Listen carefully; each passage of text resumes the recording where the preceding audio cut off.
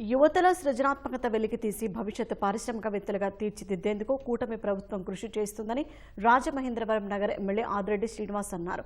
Bhavani charitable trust ఆధ్వర్యంలో entrepreneurship summit workshop నిర్వహించారు. 150 యువ బృందాలు వారి ఆలోచనలతో వర్క్షాప్లో పాల్గొన్నారు. యువతరం ఆలోచన ఏదైతే పారిశ్రామికవేత్త కింద స్థిరపడాలన్న ఆలోచన ఉందో దాన్ని రిప్రజెంట్ చేసి ఆచరణలో పెట్టడానికి నా వంతు కృషి చేసినందుకు ఈరోజు శాసనసభ్యుడిగా నేను చాలా సంతృప్తిగా ఉన్నాను.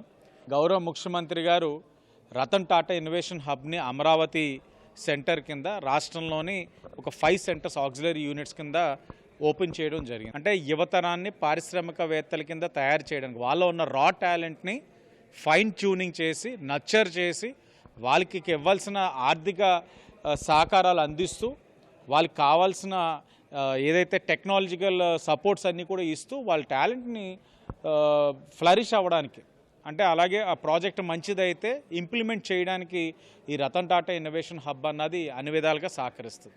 ఇక్కడ మంచి ఉత్తమ ప్రతిభని ప్రదర్శించిన ప్రతి ఒక్కరిని కూడా రతన్ టాటా ఇన్నోవేషన్ హబ్ నుంచి కూడా రిప్రజెంటేటివ్స్ వచ్చారు. వాళ్ళతోటి వీళ్ళందరినీ కూడా కనెక్ట్ చేసి వీళ్ళ యొక్క టాలెంట్ని ఫర్దర్గా ఫైన్ ట్యూనింగ్ చేసే కార్యక్రమం కూడా శాసనసభ్యుడిగా నేను తీసుకోబోతున్నానని కూడా ఈ సందర్భంగా తెలియజేస్తున్నాను.